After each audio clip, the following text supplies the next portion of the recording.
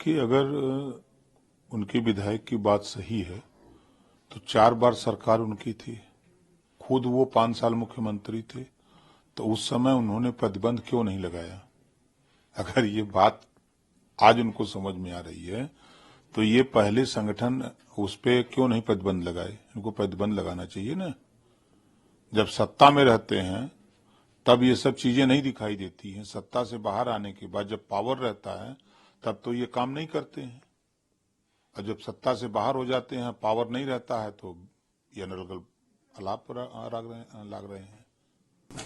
एक और बड़ा अहम सवाल है, जिस तरह से संसद के अंदर ये बात कही गई थी कि अंबेडकर जी को लेकर के लगातार विवाद चल रहा था अमित शाह जी के बयान के बाद, उसको लेकर के आज कांग्रेस और बसपा अपना प्रदर्शन दर्ज कराएगी उत्तर प्रदेश के तमाम जगहों पर। वो तो खुली छूट है। ये कांग्रेस सब दिन तो बाबा साहब डॉक्टर अम्बेडकर का विरोध किया। बाबा साहब डॉक्टर अम्बेडकर जी गरीब, कमजोर, पिछड़े, दलित, अल्पसंख्यक के अधिकार को लेकर किससे लड़ते रहे? कांग्रेस से। और कांग्रेस बाबा साहब के विरोध करती रही आजादी से लेके, और जब बाबा साहब डॉक्टर अम्बेडकर जी चुनाव लड़े, 2 बार कांग्रेस ने हराया, तो मुस्लिम लीग से जीत के गए और मिनिस्टर बने। तब भी वो गरीब, कमजोर, पिछड़े, दलित, अल्पसंख्यक की ही बात कर रहे थे, अधिकार की बात कर रहे थे, तो कांग्रेस के लोगों ने नहीं माना, तो बाबा साहब डॉक्टर अम्बेडकर ने रिजाइन दे दिया। वही कांग्रेस जो संविधान को नहीं मानती, इमरजेंसी लगाया, लाखों नेताओं को जेल में डाला, पत्रकारों को जेल में डाला, वो कांग्रेस पार्टी अगर बाबा साहब डॉक्टर अम्बेडकर की बात करे, रहनुमाई बने, तो अतिशयोक्ति लगती है। यही कुछ बात भारतीय जनता पार्टी के नेता रविशंकर प्रसाद ने कही। उन्होंने कहा कि कांग्रेस पार्टी को डॉक्टर भीमराव अंबेडकर और उनकी विरासत के अपमान के लिए बिना शर्त माफी मांगनी चाहिए। देखिए, बाबा साहब डॉक्टर अम्बेडकर जी भारत में ही नहीं, ये पूरी दुनिया में जाने जाते हैं।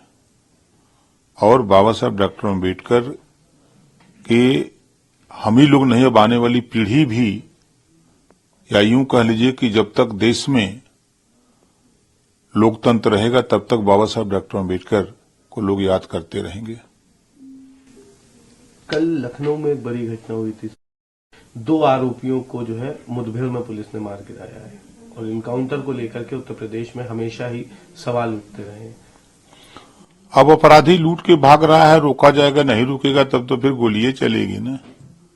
तब गोली चलेगी तो गोली अगर लगेगी तो फिर अब उसको अगर कोई आरोप प्रत्यारोप करे तो ये तो गलत बात है ना। कहीं ना कहीं ये गलत नहीं है अगर इनकाउंटर अपराधियों के प्रति हो रहे हैं तो। भाई, अब पुलिस फूलों की वर्षा करेगी अपराधियों को, माला पहनाएगी कि भाई रुक जाओ। है? पुलिस के पास हथियार क्यों दिया गया है? चलाने के लिए दिया गया है कि टांग की शोभा करने के लिए दिया गया है? अगर कोई अपराधी उनके ऊपर अपराध गोली चलाता है तो वो अपना फूल की वर्षा करेंगे कि गोली चलाएंगे? तो जो पुलिस कर रही है वो सही कर रही है। एक आखिरी सवाल रहेगा सर, मानदंडों का उल्लंघन करने का आरोप लगाया गया, तो अब उसका जवाब देंगे वो। अगर वो संविधान के दायरे में गलत है तो उसका जवाब देंगे। बांग्लादेश को लेकर के भी तमाम बातें चल रही है। बांग्लादेश ने आधिकारिक तौर पे कहा है भारत से कि शेख हसीना को वापस किया जाए।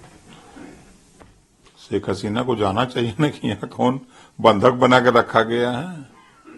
उन्हें शरण ले रखी है। शरण ले तो कोई भी अपना जाके रह सकता है। भारत के लोग भी बांग्लादेश जाके रहते हैं, बांग्लादेश के लोग यहाँ रहते हैं, बहुत लोग रहते हैं, तो उनको आके ले जाना चाहिए ना। क्या दिक्कत है?